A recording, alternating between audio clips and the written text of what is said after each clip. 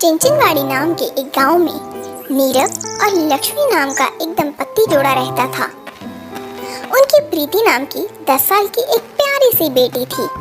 नीरव एक निजी कंपनी में अकाउंटेंट का काम करता और लक्ष्मी एक गृहिणी थी। इस परिवार के संस्कार बहुत ही अच्छे और वो सबका भला ही सोचते थे। एक दिन उनके घर में व्रत था। उसके अनुसार वो किसी और को खाना खिलाने के बाद ही खाना खा सकते थे, तभी उनका व्रत सफल होता। उस दिन नीरव नियमित रूप से व्रत समाप्त करके लक्ष्मी को बोलकर भोजन करवाने के लिए आदमी ढूंढने निकल गया। लक्ष्मी रसोई में अपने काम निपटा के घर के आंगन में मेहमानों के इंतजार में बैठी थी। तभी लक्ष्मी को अपने घर के सामने 3 बुजुर्ग लोग बैठे हुए दिखाई दिए। देखने में वो भूखे और प्यासे लग रहे थे।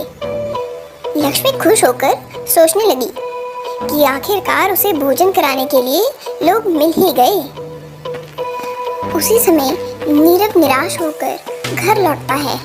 लक्ष्मी अपने पति का हताश और उदास चेहरा देखकर उसका हौसला बढ़ाने के लिए पूरी कहानी बताती है। नीरव और लक्ष्मी उन 3 बुजुर्ग लोगों को भोजन कराकर अपना व्रत सफलतापूर्वक संपन्न करने का फैसला करते हैं। अपनी बेटी प्रीति के साथ उन बुजुर्ग लोगों के पास जाते हैं। नमस्ते, आज हमारे घर में हमने व्रत रखा हुआ है।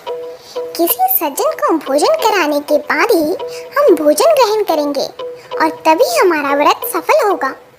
आप तीनों कृपया हमारे घर आकर भोजन स्वीकार करें और हमारा व्रत सफल कराएं। ये सुनकर उन तीनों बुजुर्ग में से संपत्ति बोलता है, बेटी, तुम हमें भोजन के लिए आमंत्रित कर रही हो। ये सुनकर बहुत अच्छा लगा। भूख भी बहुत लगी है। जो भी निर्णय विजय करेगा हम वैसा ही करेंगे। तभी नीरव विजय नाम के बुजुर्ग को देखकर बोलता है, आपसे पूछने के लिए बोला है संपत्ति जी ने, आप आ सकते हैं ना? ये सुनकर विजय बोलता है, मुझे आने की इच्छा तो है, लेकिन फिर भी आप एक बार संतोष जी से पूछ लो।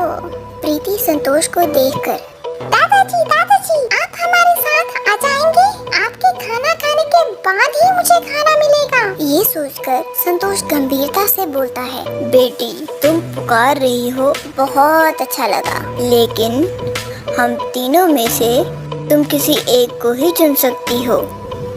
हम तीनों एक साथ नहीं आ सकते। लक्ष्मी को वो तीनों बुजुर्ग जाने पहचाने लगने लगे और याद करने पर लक्ष्मी को उन तीनों का असली रूप समझ आने लगा।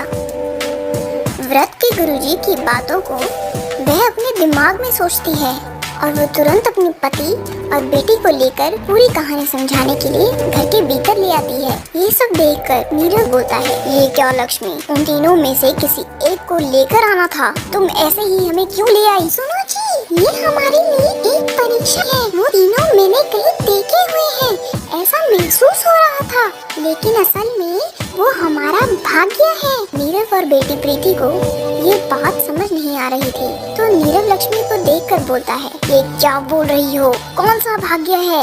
ऐसा पूछने पर जो पहले बोला था उनका नाम संपत्ति है। संपत्ति माने धन। दूसरे बुजुर्ग का नाम विजय, विजय माने जीत, सफलता। और तीसरे जो बात कर रहे थे उनका नाम संतोष है, मतलब संतुष्टि। वो तीनों साथ में नहीं आ सकते। इसका मतलब है कि जो हम चुनेंगे वो हमारा नसीब होगा। जब हम व्रत कर रहे थे तो थोड़ा याद कीजिए, हमारे गुरुजी ने क्या कहा था? वो बोले थे, व्रत के समय पर भाग्य तुम्हें ढूंढता हुआ आएगा। लक्ष्मी की बात सुनते ही नीरव को गुरुजी की कही हुई बात याद आती है और वो खिड़की से उन तीनों को देखता है। तभी उसको लक्ष्मी ने जैसा कहा था वैसे संपत्ति, विजय और संतोष के असली रूप नजर आते हैं। तभी तीनों माँ, बाप, बेटी साथ में मिलके उन तीनों में से किसे घर ले आना है इसी सोच में लग जाते हैं। तो हम संपत्ति को बुलाते हैं। अगर घर में संपत्ति रहेगी तो किसी चीज की चिंता नहीं होगी हमें। संपत्ति नहीं चाहिए, अगर हमारे पास विजय होगा खुशी से रह सकते हैं। प्रीति सोच रही थी और वो दोनों प्रीति को देखकर बोले, क्या सोच रही हो बेटी? माँ,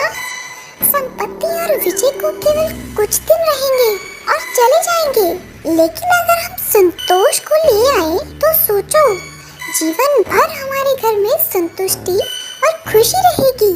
बेटी की बात सुनकर नीरव और लक्ष्मी कुछ चर्चा करने के बाद बाहर आकर उन तीनों बुजुर्गों के पास जाकर बोलते हैं, संतोष जी, हमने आपको घर ले जाने का निर्णय किया है। ये बात सुनकर संतोष उनके साथ घर जाने लगता है, तो साथ साथ संपत्ति और विजय भी दोनों उनका पीछा करते हैं। वो तीनों भोजन करने लगे तो नीरव बोलता है, देखो लक्ष्मी, अपनी बेटी के कहने पे हम संतोष को घर ले आए, इसी कारण विजय और संपत्ति भी हमारे साथ जुड़ गए। जीवन में सिर्फ संपत्ति रहने से खुशी मिलेगी, ये सोच पालने वाले मूर्ख होते हैं। ऐसे ही अगर हम विजय प्राप्त करते हैं तो संतोष से रहेंगे, ऐसा सोचने वाले भी कम अकल वाले होते हैं। हार हो या जीत हो, हमें संतोष रखना चाहिए।